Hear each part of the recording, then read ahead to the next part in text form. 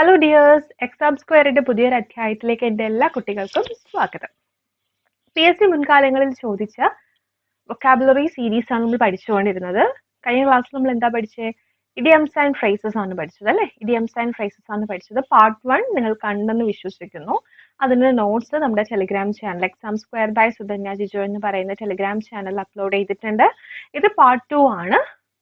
PSC മുൻകാലങ്ങളിൽ ചോദിച്ച idioms and phrases part 2. 2014 മുതൽ 2024 വരെയുള്ള ക്വസ്റ്റ്യൻസ് ആണ് സെറ്റ് ചെയ്തേക്കുന്നത് കേട്ടോ.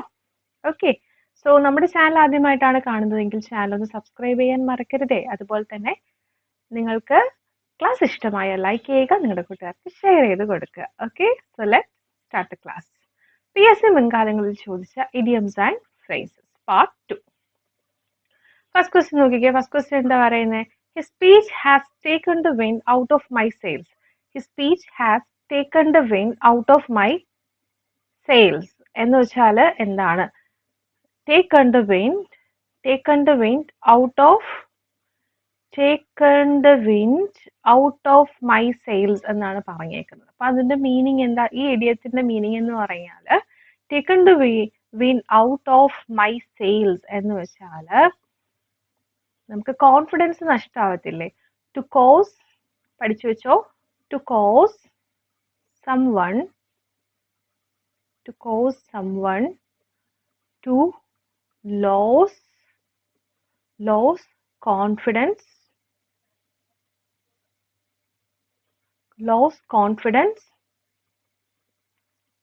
or energy.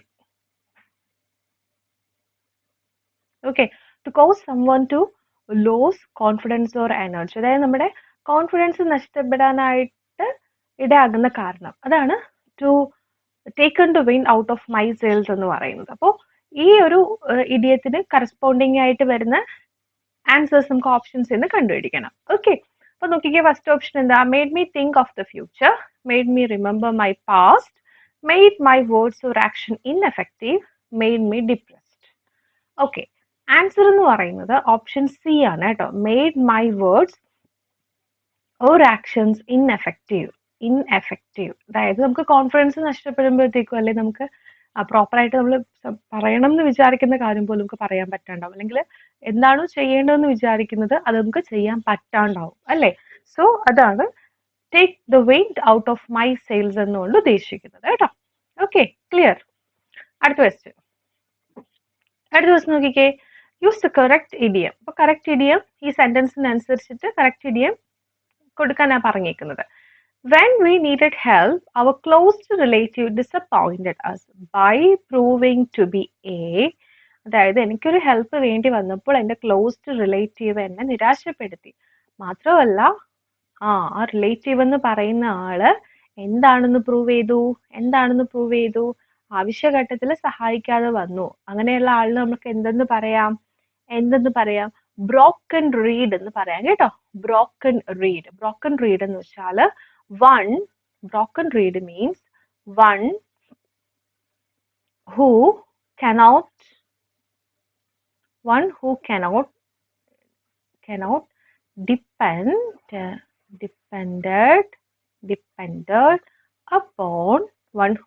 depended upon in difficult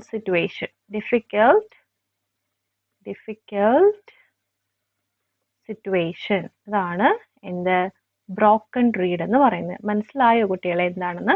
അതായത് നമുക്കൊരു ഡിഫിക്കൽട്ട് സിറ്റുവേഷൻ വരുമ്പോൾ, നമുക്കൊരു ബുദ്ധിമുട്ടുന്ന ഒരു സമയം വരുന്ന സമയത്ത് നമ്മൾ ഹെൽപ്പ് ചെയ്യുന്നില്ല എന്നുണ്ടെങ്കിൽ, നമ്മൾ ഏറ്റവും വിശ്വസിക്കുന്ന ഒരാള് അല്ലെങ്കിൽ നമ്മുടെ ബന്ധുക്കളോ അങ്ങനെ ആരെങ്കിലും നമ്മൾ ഹെൽപ്പ് ചെയ്തില്ല എന്നുണ്ടെങ്കിൽ ആ പർട്ടിക്കുലർ വ്യക്തിനെ നമുക്ക് എങ്ങനെ പറയാം? ബ്രോക്കൺ റീഡ് എന്ന് പറയാം കേട്ടോ. ബ്രോക്കൺ റീഡ് എന്ന് പറയാം. ഇനി എന്താണ് ബ്ലൂ സ്റ്റോക്കിംഗ് എന്ന് വെച്ചാൽ? ബ്ലൂ സ്റ്റോക്കിംഗ് എന്ന് വെച്ചാൽ ഇന്റലിജന്റ് വുമൺ. എന്താണ് ബ്ലൂ സ്റ്റോക്കിംഗ് മീൻസ്? വളരെ ബുദ്ധിമതിയായ സ്ത്രീനെയാണ് നമ്മൾ ബ്ലൂ സ്റ്റോക്കിംഗ് എന്ന് പറയുന്നത്. Intelligent woman. Okay, intelligent woman ആണ് ബ്ലൂ സ്റ്റോക്കിംഗ് എന്ന് പറയുന്നത് കേട്ടോ. ഇനി എന്താണ് ബ്രൗൺ സ്റ്റഡി എന്ന് വെച്ചാൽ? ബ്രൗൺ സ്റ്റഡി മീൻസ്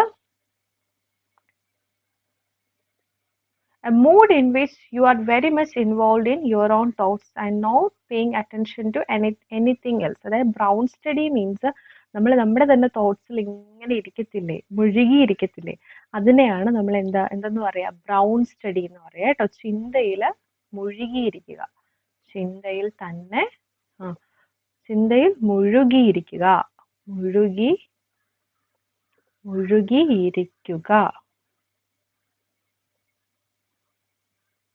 ചിന്തയിൽ മുഴുകിയിരിക്കുക. അതാണ് ബ്രൗൺ സ്റ്റഡി കൊണ്ട് ഉദ്ദേശിക്കുന്നത് കേട്ടോ. Okay, next question. അടുത്ത ക്വസ്റ്റ്യൻ നോക്കിക്കേ. അടുത്ത ക്വസ്റ്റ്യൻ എന്താ? The idiom to have an axe to grind. ഒരുപാട് തവണ ചോദിച്ചിട്ടുള്ള ക്വസ്റ്റ്യൻ ആണ്. ഇപ്പോഴും PS റിപ്പീറ്റ് ചെയ്ത് ചോദിക്കുന്നുണ്ട്. SSC എക്സാംസിനും ഇത് കോമൺ ക്വസ്റ്റ്യൻ ആണ് കേട്ടോ. To have an axe to grind എന്ന് വെച്ചാൽ എന്താണ്? To have an axe to grind എന്ന് വെച്ചാൽ സ്വാർത്ഥ താല്പര്യം ഉണ്ടാവുക എന്നാണ് കേട്ടോ. മലയാളത്തിൽ നമ്മൾ പറയുകയാണെങ്കിൽ നമുക്ക് എന്ത് പറയാം? സ്വാർത്ഥത അല്ലെങ്കിൽ സ്വാർത്ഥ താല്പര്യം, തന്റെ കാര്യം നേടുന്നതിന് വേണ്ടിയിട്ട് സ്വാർത്ഥത കാണിക്കുന്നതിനെയാണ് എന്തെന്ന് പറയാം? Have an axe to grind എന്ന് പറയുന്നത് കേട്ടോ. ഉണ്ടാകുക. ഓക്കെ, അതാണ് to have an axe to grind എന്ന് പറയുന്നത്, സ്വാർത്ഥ താല്പര്യം. To have a selfish interest to serve. To have a selfish interest to serve. ഏതാണ് ആൻസർ? ഇത് ഓപ്ഷൻ ഡി ആണ്. To have a selfish interest to serve. Okay, selfish interest അത് കാണുമ്പോൾ തന്നെ നിങ്ങൾക്ക് മനസ്സിലാവും. To have an axe to grind means എന്താണ്? To have a selfish interest to serve. Okay, next question. Choose the correct meaning of the idiom underlined.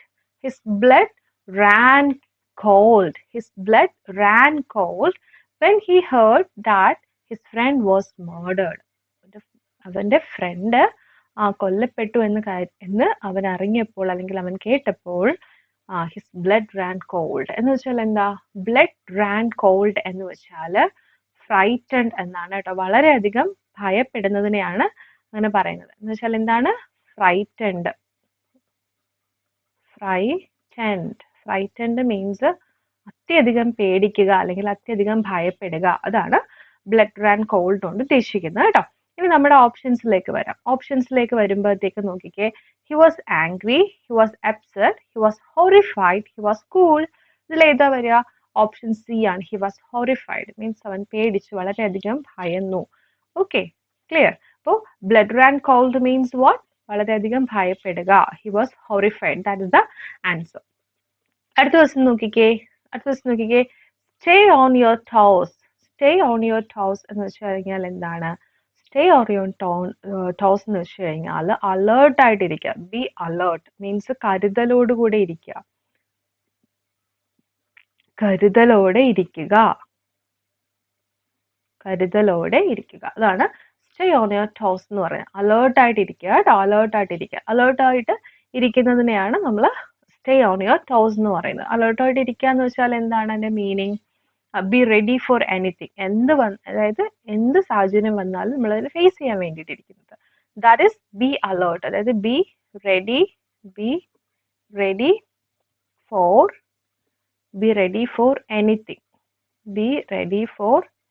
Anything. Okay, that is alert. അപ്പൊ stay on your toes എന്ന് വെച്ച് കഴിഞ്ഞാൽ എന്താണ്? B alert എന്നാണ് കേട്ടോ. Okay, clear.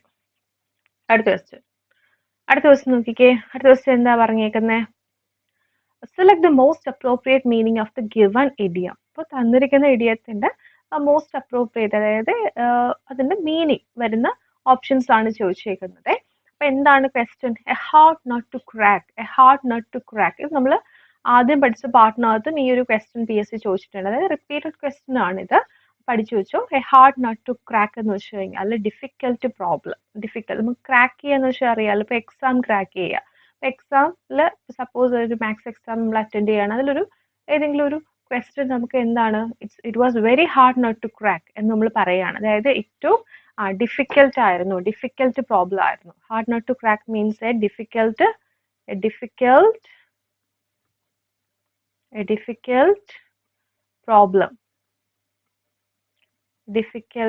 Problem. Okay, അപ്പോൾ നമുക്ക് ഈ ഓപ്ഷൻസ് നോക്കിക്കേ.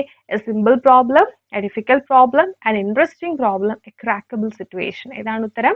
A difficult problem. അടുത്ത ക്വസ്റ്റ്യൻ നോക്കിക്കേ. This is his signature style. Signature style means signature style എന്ന് വെച്ച് കഴിഞ്ഞാൽ ഇത് അയാളുടെ സിഗ്നേച്ചർ സ്റ്റൈലാണ് എന്ന് വെച്ചാൽ എന്താണ് signature style means unique style അല്ലേ. ഇപ്പൊ സിഗ്നേച്ചർ സ്റ്റൈൽ മീൻസ് നമുക്കറിയാം ഓരോരുത്തരുടെ സിഗ്നേച്ചർ യുണീക്ക് ആണ്. ഒരാളുടെ സിഗ്നേച്ചർ പോലെ അല്ലല്ലോ മറ്റൊരാളുടെ സിഗ്നേച്ചർ. അപ്പൊ സിഗ്നേച്ചർ സ്റ്റൈൽ എന്ന് വെച്ച് കഴിഞ്ഞാൽ യുണീക്ക് ആണ് കേട്ടോ. യുണീക്ക് സ്റ്റൈലാണ്. യുണീക്ക് സ്റ്റൈലാണ് കേട്ടോ. യുണീക്ക് സ്റ്റൈലാണ്. He has A unique style എന്നതാണ് ആൻസർ കേട്ടോ. അടുത്ത question. The idiom on the trot. On the trot എന്ന് വെച്ചാൽ one after another. On the trot means എന്താണ്? അതിന്റെ മീനിങ് എന്താ? ഇംഗ്ലീഷിൽ one after another. One after another. One after another means ഒന്നിനു പുറകെ ഒന്നായി അല്ലെങ്കിൽ തുടർച്ചയായി എന്നൊക്കെ നമുക്ക് പറയാം. അപ്പൊ ഇവിടെ one after another എന്ന് പറയുന്ന ആ ഒരു വേർഡ് മീനിങ് വരുന്നത് ഓപ്ഷൻ ബി ആണ്, കോൺസിക്യൂട്ടീവ്ലി. കോൺസിക്യൂട്ടീവ്ലി മീൻസ് തുടർച്ചയായി. മീൻസ് എന്താണ്? തുടർച്ചയായി. ഓക്കെ, അതാണ് ആൻസർ ആയിട്ട് ഓപ്ഷൻ ബി ആണ് റൈറ്റ് ആൻസർ. അടുത്ത question. Choose the correct meaning of the underlined idiom. When the music was played the audience was all years. Music play ചെയ്ത സമയത്ത് audience was all years. Audience was all years എന്ന് പറയുമ്പോൾ എന്താണ്? ആകാംക്ഷയോടെ ഇരിക്കത്തില്ലേ? എന്താണ് നടക്കാൻ പോകുന്നത്, അല്ലെങ്കിൽ എന്താണ് എന്ത് മ്യൂസിക് ആണ് പ്ലേ ചെയ്യാൻ പോകുന്നത് എന്നുള്ളത് നമ്മളിങ്ങനെ കാത് കൂർപ്പിച്ചിരിക്കും.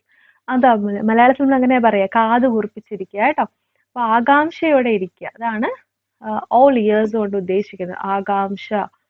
ആകാംക്ഷയോടെ ഇരിക്കുക.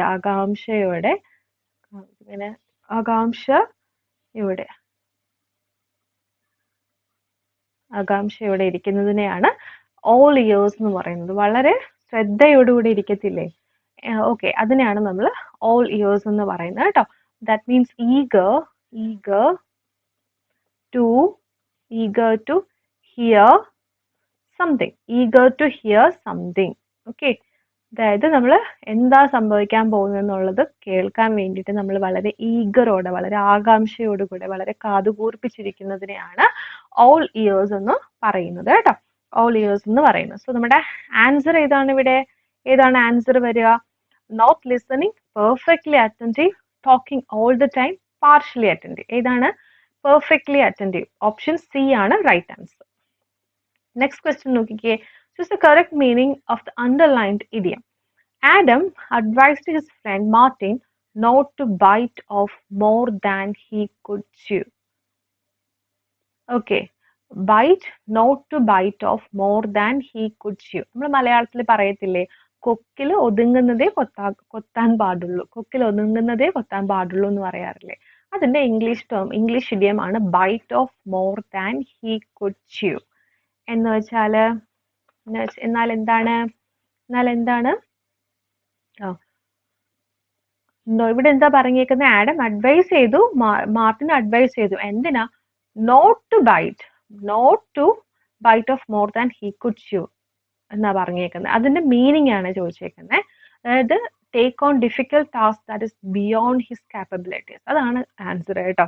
അതായത് ഒരു ഡിഫിക്കൽട്ട് ടാസ്ക് അവൻ എടുത്തു, അവന്റെ കഴിവിനും അപ്പുറത്തുള്ളൊരു ടഫായിട്ടുള്ള ഒരു ടാസ്ക് എടുത്തു എന്നുള്ളതാണ്. അപ്പൊ അങ്ങനെയുള്ളൊരു ടാസ്ക് എടുക്കരുത് എന്നാണ് ആഡം മാർട്ടിന് അഡ്വൈസ് ചെയ്തത് കേട്ടോ. So bite off more than he could chew എന്ന് വെച്ച് കഴിഞ്ഞാൽ എന്താണ് അതിന്റെ അർത്ഥം? Take a difficult task that is beyond his capabilities എന്നതാണ് കേട്ടോ. ഓക്കെ, ഓപ്ഷൻ എ ആണ് റൈറ്റ് ആൻസർ. അടുത്ത ക്വസ്റ്റ്യൻ നോക്കിക്കേ. What does the idiom Your guess is as good as mine. എന്ന് വെച്ചാൽ എന്താ? നിങ്ങളൊന്ന് കൺഫ്യൂസ് ചെയ്യിപ്പിക്കുന്ന ഒരു ക്വസ്റ്റ്യൻ ആണ് കേട്ടോ. അതിന്റെ ഓപ്ഷൻസ് കാണുമ്പോൾ നിങ്ങൾക്ക് ഒരു കൺഫ്യൂഷൻ തോന്നും. I do not know. Both guesses are good. I too guess the same. Your guess is not so good. ഇതിൽ ഏതാ വരിക? ഏതാണ് ആൻസർ ആയിട്ട് വരിക? Your guess is as good as mine. അപ്പോൾ ടീച്ചർ ഒരു ക്വസ്റ്റ്യൻ ചോദിച്ചു, അപ്പോൾ എനിക്ക് ആക്ച്വലി ആൻസർ അറിയത്തില്ല. അപ്പൊ ഞാൻ അങ്ങ് തട്ടി വിടുവാണ്. എന്തുവാ? Your guess is as good as mine. Okay, നിങ്ങൾ വിചാരിച്ച പോലെ തന്നെയാണ് ഞാനും. നിങ്ങൾ എന്താണോ ഗസ് ചെയ്തത് അത് തന്നെയാണ് എൻ്റെ ആൻസർ എന്ന് നമ്മൾ വെറുതെ തട്ടിവിടുക. എന്ന് വെച്ചാൽ എന്താണ്? ആക്ച്വലി എനിക്ക് അറിയത്തില്ല. അതിന് പകരം പറയുന്നതാണ് കേട്ടോ. Your guess is as good as mine means I do not know എന്നാണ്. എനിക്ക് അറിയില്ല. I do not know എന്നാണ് അതിന്റെ മീനിങ് കേട്ടോ. Your guess is as good as mine എന്ന് വെച്ചാൽ ഐ ഡു നോട്ട് നോ എന്നാണ് അതിന്റെ ആ ഒരു ഇഡിയത്തിന്റെ മീനിങ് എന്ന് പറയുന്നത്. ഓക്കെ, അടുത്ത ദിവസം നോക്കിക്കേ, not look a gift house in the mouth. Okay, ഇത് മലയാളത്തിൽ ഇതുപോലൊരു ഇഡിയം ഉണ്ട്. ദാനം കിട്ടിയ പശുവിന്റെ പല്ല് എണ്ണി നോക്കരുതെന്ന്, അങ്ങനെ ഒരു മലയാളം ഇഡിയം ഉണ്ട്. So not look a gift house in the mouth എന്ന് വെച്ചാൽ എന്താണ്? Not look a gift house in the mouth എന്ന് വെച്ചാൽ do not criticise or feel doubt about something good that has been offered to you എന്നുള്ളതാണ് കേട്ടോ. അതായത് നമുക്ക് ഒരാൾ എന്തെങ്കിലും ഒരു ഓഫറിങ്സ് തരുവാണെന്നുണ്ടെങ്കിൽ അത് സന്തോഷത്തോടെ സ്വീകരിക്കുക, അല്ലാതെ അതിൽ ക്രിട്ടിസൈസ് ചെയ്യാൻ, അതിൽ കുറ്റം കണ്ടെത്താനായിട്ട് പാടില്ല എന്നതാണ് ഈ ഒരു ഇഡിയം നമുക്ക് തരുന്ന message. Okay, do not criticise or feel doubt about something good that has been offered to you. അപ്പോൾ എനിക്കൊരു വിലപ്പെട്ട അല്ലെങ്കിൽ എനിക്ക് ചെറിയൊരു സാധനം, ഒരു ഗിഫ്റ്റ് കിട്ടിയെന്ന് വിചാരിക്കുക, അത് സന്തോഷത്തോടുകൂടെ സ്വീകരിക്കുക. അത് ചെറുതായി പോയി അല്ലെങ്കിൽ അതിൽ കുറവുകൾ കാണാതെ അത് എനിക്ക് ഗിഫ്റ്റ് ആയിട്ട് കിട്ടിയതാണ്, സന്തോഷത്തോടെ സ്വീകരിക്കുക എന്നുള്ളതാണ് not look a gift house in the mouth എന്ന് പറയുന്നത് കേട്ടോ. ഓക്കെ, അടുത്ത ദിവസം നോക്കിക്കേ. അടുത്ത ദിവസം എന്താണ്? Identify the meaning of the idiom to cry over spilled milk. Cry over spilled milk, ആ ഒരു ഇഡിയത്തിൽ തന്നെ, ആ ഒരു ഇഡിയം വായിക്കുമ്പോൾ തന്നെ നിങ്ങൾക്ക് ആൻസർ കിട്ടിയിട്ടുണ്ടാവും. To cry over spilled milk means കഴിഞ്ഞ കാലത്തിനെ കുറിച്ച്, അതായത് കടന്നുപോയ ഒരു കാര്യത്തെ പറ്റി പിന്നെയും ചിന്തിച്ചുകൊണ്ട് നമ്മുടെ സമയം വെറുതെ കളയുന്നതിനെയാണ് to cry over spilled milk എന്ന് പറയുന്നത്. To feel sorry or sad about something that has already happened. To feel out sorry or sad about something that has already happen. Actually കഴിഞ്ഞു പോയി, അതിനെപ്പറ്റി നമ്മൾ എന്ത് ചെയ്യാണ്? അയ്യോ അത് ശരിയല്ലായിരുന്നു, അല്ലെങ്കിൽ എനിക്ക് അത് കുറച്ചുകൂടി ഇപ്പോൾ എക്സാം എനിക്ക് എന്തെങ്കിലും മാർക്സ് കുറഞ്ഞിട്ടുണ്ടെങ്കിൽ നമ്മൾ വിചാരിക്കില്ലേ, എക്സാം കഴിഞ്ഞു പോയി, എന്നാലും നമ്മൾ കരുതും അയ്യോ കുറച്ചുകൂടെ ഒന്ന് പഠിച്ചിരുന്നുണ്ടെങ്കിൽ കുറച്ചുകൂടെ മാർക്സ് സ്കോർ ചെയ്യാൻ പറ്റുമായിരുന്നു. ഓക്കെ, അങ്ങനെ നമ്മൾ വിചാരിക്കും. സോ അതിനെയാണ്, അപ്പോൾ അതാണ് to cry over spilled milk എന്ന് പറയുന്നത്. കഴിഞ്ഞു പോയ ഒരു കാര്യം നമ്മൾ എടുക്കുകയാണ്, അപ്പോൾ അതിൽ ആ ഒരു കാര്യത്തെ വിചാരിച്ചുകൊണ്ട് അയ്യോ അത് കുറച്ചുകൂടി ഇമ്പ്രൂവ് ചെയ്യാമായിരുന്നു, കുറച്ചുകൂടെ നന്നാക്കാമായിരുന്നു എന്ന് നമ്മൾ സ്വയം പറയുന്നതിനെയാണ് to cry over spilled milk കൊണ്ട് ഉദ്ദേശിക്കുന്നത് കേട്ടോ. To feel sorry or sad about something that has already happened. അടുത്ത ക്വസ്റ്റ്യൻ നോക്കിക്കേ. To go down in flames. To go down in flames എന്ന് വെച്ചാൽ എന്താണ്? To go down in flames എന്ന് വെച്ച് കഴിഞ്ഞാൽ to fail suddenly or and spectacularly. To fail suddenly and spectacularly. To go down, down means നമ്മൾ താഴേക്ക് പോവുക എന്നുള്ളതല്ലേ meaning. To go down in flames എന്ന് വെച്ച് കഴിഞ്ഞാൽ നമ്മൾ പെട്ടെന്ന് എന്ത് ചെയ്യുന്നു? തോറ്റു പോകുന്നതിനെയാണ് ടു ഫെയിൽ സഡൻലി. ഓക്കെ, നമ്മൾ പ്രതീക്ഷിക്കത്തില്ല പക്ഷെ പെട്ടെന്ന് അങ്ങ് തോറ്റു പോകുന്നു. ഓക്കെ, അപ്പൊ അതിനെയാണ് to go down in flames എന്ന് പറയുന്നത്. ഓപ്ഷൻ ബി ആണ് റൈറ്റ് ആൻസർ. അടുത്ത ദിവസം നോക്കിക്കേ. Identify the meaning of the idiom to take the reins. To take the reins. Take the reins എന്ന് വെച്ച് കഴിഞ്ഞാൽ എന്താണ്? ടു ടേക്ക് ദ റെയിൻസ് എന്ന് വെച്ചാൽ ശരിക്കും ആ ഒരു ഇഡിയത്തിന്റെ മീനിങ് എന്ന് പറയുന്നത് to take control. To take control. To take control ചെയ്യും. നമ്മൾ ഒരാൾ കൺട്രോൾ ചെയ്യുകയാണെന്നുണ്ടെങ്കിൽ, ഇപ്പോൾ ഒരു രാജ്യത്തെ കൺട്രോൾ ചെയ്യുകയാണെന്നുണ്ടെങ്കിൽ, ഓക്കെ, ഒരു ഗ്രൂപ്പ് ഓഫ് എന്താണ്, ഒരു സൊസൈറ്റിനെ ഒരു ആള് കൺട്രോൾ ചെയ്യുകയാണെന്നുണ്ടെങ്കിൽ നമുക്ക് അതിനെയാണ്, ഈ കൺട്രോൾ ചെയ്യുന്നതിനെയാണ് ടു ടേക്ക് ദി റെയിൻസ് എന്ന് പറയുന്നത്. അല്ലെങ്കിൽ കമാൻഡ് ചെയ്യുന്നതിനെയാണ് എന്ത് ചെയ്യുന്നത്, എന്ത് പറയുന്നത്? ടു ടേക്ക് ദി റെയിൻസ് എന്ന് പറയുന്നത് കേട്ടോ. സോ ആൻസർ ഏതാണ്? ആൻസർ എന്ന് പറയുന്നത് ഓപ്ഷൻ എ ആണ്. ഓക്കെ, ദെൻ അടുത്ത ദിവസം നോക്കിക്കേ. അടുത്ത ദിവസം നോക്കാം. അടുത്ത ദിവസം എന്താ പറയുന്നത്? The expression sit on the fence. ഇത് നമ്മൾ ഫസ്റ്റ് പാർട്ടിൽ നമ്മൾ ഓൾറെഡി പഠിച്ചതാണ്. അതായത് PSC ആദ്യകാലങ്ങളിൽ ചോദിച്ചിരുന്ന ക്വസ്റ്റ്യൻ ആണ്, ഇപ്പോഴും റീസെന്റ് ആയിട്ട് അത് ചോദിക്കുന്നുണ്ട്. സിറ്റ് ഓൺ ദ ഫെൻസ് എന്ന് പറയുന്നത് ഒരു കോമൺ ഇഡിയമാണ്. കോമൺ ആയിട്ട് എക്സാമുകളിൽ ചോദിച്ചു വരുന്ന ഒരു ക്വസ്റ്റ്യൻ ആണ്. The expression sit on the fence എന്ന് വെച്ചാൽ to remain neutral. To remain neutral, അവിടെയും ഇല്ല ഇവിടെയും ഇല്ല, നമ്മൾ ന്യൂട്രൽ ആയിട്ട് നിൽക്കത്തില്ലേ, ഡിപ്ലോമാറ്റിക് ആയിട്ട് നിൽക്കത്തില്ലേ, അതിനെയാണ് സിറ്റ് ഓൺ ദ ഫെൻസ് എന്ന് പറയുന്നത്. സിറ്റ് ഓൺ ദ ഫെൻസ് എന്ന് പറയുന്നത് ടു റിമൈൻ ന്യൂട്രൽ. ഒരു മീനിങ് അതാണ്, to remain neutral. Second one, എന്ത് ചെയ്യണം എന്നറിയാതെ നമ്മൾ നിൽക്കുന്ന ഒരു അവസ്ഥയുണ്ടല്ലോ, അതും സിറ്റ് ഓൺ ദ ഫെൻസ് എന്ന് പറയുന്നതിന്റെ ഒരു മീനിങ് ആണ് കേട്ടോ. ഒരു മീനിങ് എന്ന് പറയുന്നത് ടു റിമൈൻ ന്യൂട്രൽ എന്നാണ്. ന്യൂട്രൽ, ഇപ്പോൾ രണ്ട് കുഞ്ഞുങ്ങൾ തമ്മിൽ തല്ലുവിടുകയാണ്, അമ്മ വരുന്നു. ഞാൻ നേരത്തെയും പറഞ്ഞു, ഇതേ എക്സാമ്പിൾ നേരത്തെയും പറഞ്ഞിട്ടുണ്ട്, എന്നാലും പുതിയ കുട്ടികൾക്ക് വേണ്ടി പറയാണ്. രണ്ട് കുഞ്ഞുങ്ങൾ തല്ലുവിടുക. അപ്പം അമ്മ വരുന്നുണ്ട്. അപ്പം അമ്മ ആരുടെ ഭാഗത്ത് നിൽക്കും? അമ്മ നോർമലി ന്യൂട്രൽ ആയിട്ട് നിൽക്കും അല്ലേ? സോ അതാണ് നമ്മൾ to remain neutral means sit on the fence എന്നുകൊണ്ട് ഉദ്ദേശിക്കുന്നത് കേട്ടോ. To sit on the fence means to remain neutral. Okay, അടുത്ത, what does the underlined idiom mean in this sentence? I cannot trust my friend as he is sure to spill the beans. Sure to spill the beans.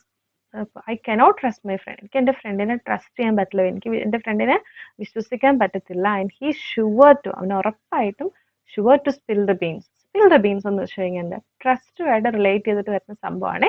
Spill the beans എന്ന് വെച്ച് കഴിഞ്ഞാൽ secrets എന്തെങ്കിലും ഉണ്ടെങ്കിൽ നമ്മൾ reveal ചെയ്യുകയാണെന്നുണ്ടെങ്കിൽ, secrets ഉണ്ടെങ്കിൽ അതിനെ പുറത്ത് പറയുക. സീക്രട്സ് സൂക്ഷിക്കാതെ സീക്രട്സ് മറ്റൊരാളോട് പറയുക. അപ്പൊ അതാണ് സ്പിൽ ദ ബീൻസ് കൊണ്ട് ഉദ്ദേശിക്കുന്നത് കേട്ടോ. Reveal secrets. എന്താണ് റിവീൽ സീക്രട്സ്? അടുത്ത question, the project report requires A clear idea. Replace the word underlined with a suitable from the option. The project report requires a clear idea. Project report requires a clear idea. എന്ന് വെച്ച് കഴിഞ്ഞാൽ എന്താണ് clear idea means? Okay, എന്ന് വെച്ചാൽ clarity എന്നതാണ് കേട്ടോ. I think she is a snake in the grass. I think she is a snake in the grass. എന്ന് വെച്ചാൽ എന്താണ്? She is a snake in the grass എന്ന് വെച്ച് കഴിഞ്ഞാൽ ഡിസോണസ്റ്റ് പേഴ്സൺ ആണ് കേട്ടോ. ഡിസോണസ്റ്റ് പേഴ്സണെയാണ് നമ്മൾ she is a snake in the grass means. snake in the grass എന്ന് വെച്ച് കഴിഞ്ഞാൽ dishonest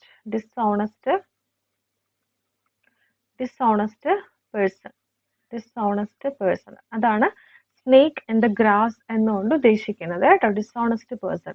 I think she likes snakes. I think she catches snakes. I think she is not trustworthy. Answer ഏതാണ്? Option C ആണ് answer. She is not trustworthy. I think snakes are found in the grassy places. Option C ആണ് right answer കേട്ടോ. അടുത്ത question നോക്കിക്കേ. Idiom go on a wild goose chase. Go on a wild goose chase എന്ന് വെച്ചാൽ എന്താണ്? go on a wild goose chase എന്ന് വെച്ച് കഴിഞ്ഞാൽ ഹോപ്പ്ലെസ് സെർച്ച് ആണ്. അതായത് സെർച്ച് ചെയ്യുന്നുണ്ട് പക്ഷെ സെർച്ച് ചെയ്തിട്ട് കാര്യമില്ല നമ്മൾ പറയത്തില്ലേ, അതാണ് go on wild goose chase എന്ന് വെച്ച് കഴിഞ്ഞാൽ ഹോപ്പ്ലെസ് സെർച്ച് എന്നാണ് അതിന്റെ മീനിങ്. എന്താണ്? Hopeless search.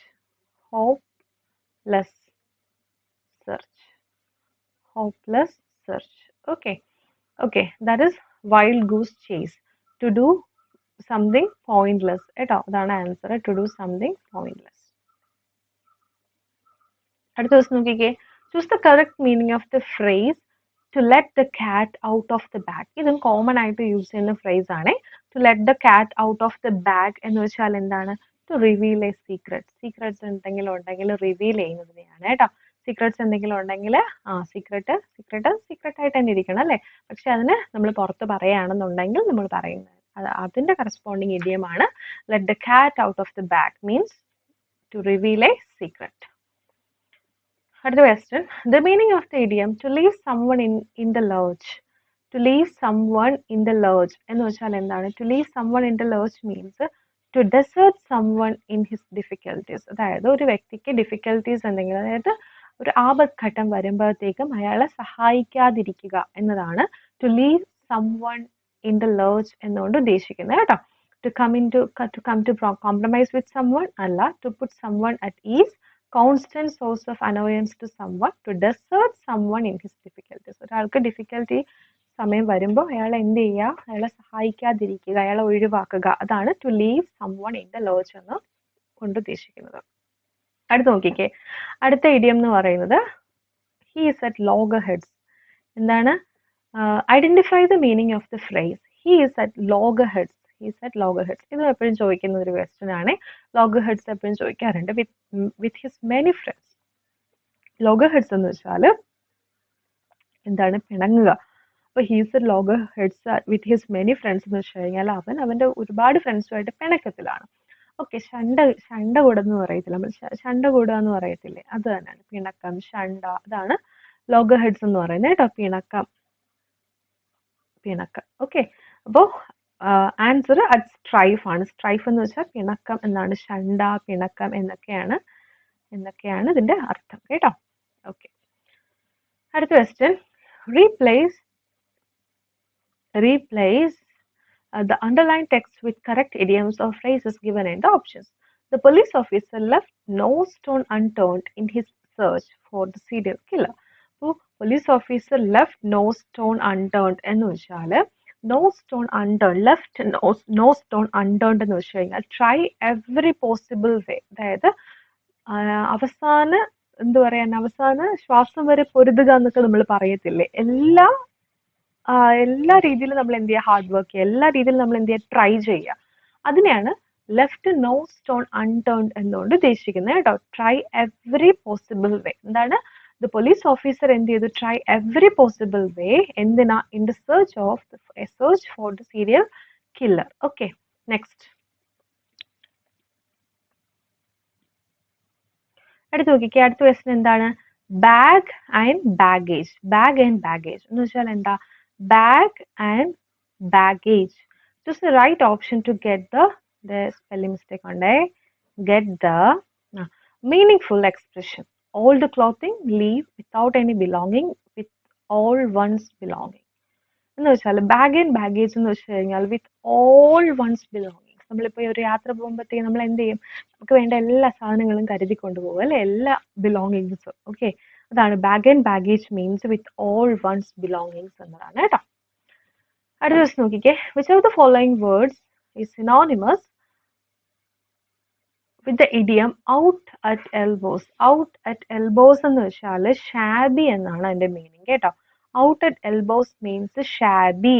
ഷാബി എന്ന് വെച്ചാൽ എന്താണ് കുട്ടികളെ, ഷാബി മീൻസ് പഴകിയ, പഴകിയ, പഴകിയ, അല്ലെങ്കിൽ എന്താണ്, മോശമായ, പഴകിയ അല്ലെങ്കിൽ മോശമായ. അതാണ് ഔട്ട് അറ്റ് എൽബോസ് കൊണ്ട് ഉദ്ദേശിക്കുന്നത് കേട്ടോ. അപ്പൊ ഈ തന്നിരിക്കുന്ന ഓപ്ഷൻസിൽ ഏതൊക്കെ വരും, ഈ ഒരു മീനിങ് വരുന്ന വേർഡ്സ് നമുക്ക് നോക്കാം. First one, penurious. Penurious means എന്താണ്, ദീനമായ, അല്ലെങ്കിൽ ഈ സെയിം മീനിങ് തന്നെ കേട്ടോ, ദീനമായ അല്ലെങ്കിൽ നിർധനമായ, ദാരിദ്ര്യം എന്നൊക്കെ നമുക്ക് വേണമെങ്കിൽ പറയാം കേട്ടോ. അപ്പോൾ അതാണ് പെനോറിയസ് എന്നുകൊണ്ട് ഉദ്ദേശിക്കുന്നത്. അടുത്ത് ഗിൽറ്റി, നമുക്കറിയാമല്ലോ, കുറ്റബോധം. ഇംപവറിഷ്ഡ് മീൻസ് ദാരിദ്ര്യം, സെയിം തന്നെ, ദാരിദ്ര്യം, പഴകിയത് എന്നൊക്കെയുള്ള ഒരു മീനിങ് തന്നെയാണ് കേട്ടോ വരുന്നത്. അപ്പോൾ അതിന്റെ സിനോണിംസ് എന്ന് പറയുന്നത് ഫസ്റ്റും തേർഡും ആണ്. അപ്പോൾ ഓപ്ഷൻ സി ആണ് റൈറ്റ് ആൻസർ. അടുത്ത ക്വസ്റ്റ്യൻ നോക്കിക്കേ, the meaning of the idiom to leave someone in the lurch. നമ്മളിത് ആൾറെഡി നോക്കിയിട്ടുണ്ട് അല്ലേ. To leave someone in the lurch means എന്താണ്, to desert someone in his difficulties. കൂടുതൽ ടീച്ചർ പറയുന്നില്ല, ഇത് ആൾറെഡി നമ്മൾ നോക്കിയതാണ്. അടുത്ത് നോക്കിയേ, select the appropriate meaning of the idiom take a rain check. Take a rain check means take a rain check എന്ന് വെച്ചാൽ postpone a plan. നമുക്ക് എന്തെങ്കിലും പരിപാടി ഉണ്ടെങ്കിൽ നമ്മൾ അതിനെ പിന്നത്തേക്ക് മാറ്റി വെക്കത്തില്ലേ, അതിനാണ് take a rain check കൊണ്ട് ഉദ്ദേശിക്കുന്നത് കേട്ടോ. So postpone a plan. അടുത്ത് നോക്കിക്കേ, the meaning of the idiom to leave. ഇത് വീണ്ടും വന്നു, ഇത് റിപ്പീറ്റഡ് ക്വസ്റ്റ്യൻ ആയതുകൊണ്ടാണ് കേട്ടോ ഇത് വീണ്ടും എടുത്തേക്കുന്നത്. റിപ്പീറ്റഡ് ക്വസ്റ്റ്യൻ ആണ് കേട്ടോ. സോ അറിയാമല്ലോ, to deserve someone in difficulties. അടുത്ത ക്വസ്റ്റ്യൻ നോക്കിക്കേ, the idiom pull yourself together. Pull yourself together എന്ന് വെച്ചാൽ to calm down. To pull yourself together means എന്താണ്, calm down എന്നാണ് കേട്ടോ, ശാന്തമാവുക എന്നതാണ് അതിൻ്റെ അർത്ഥം. ഓപ്ഷൻ ഡി ആണ് റൈറ്റ് ആൻസർ. അപ്പോൾ ഇത്രയേ ഉള്ളൂ കേട്ടോ, പാർട്ട് 2 ഇത്രയേ ഉള്ളൂ. കുറച്ച് ഇഡിയംസ് കൂടെ ഉണ്ട്, നമുക്ക് പാർട്ട് 3 ഉൾപ്പെടുത്താം കേട്ടോ. ഇനി ഇതിൻ്റെ PDF നോട്ട്സ് ഞാൻ നമ്മുടെ ടെലിഗ്രാം ചാനലിൽ അപ്ലോഡ് ചെയ്യാം. അതിൻ്റെ ലിങ്ക് ഡിസ്ക്രിപ്ഷൻ ബോക്സിൽ പോസ്റ്റ് ചെയ്തേക്കാം കേട്ടോ. സോ നിങ്ങൾക്ക് എന്തെങ്കിലും ഡൗട്ട്സ് ഉണ്ടെങ്കിൽ കമൻറ്റ് സെക്ഷൻ വഴിയോ അല്ലെങ്കിൽ ടെലിഗ്രാം ചാനൽ വഴിയോ ചോദിക്കുക.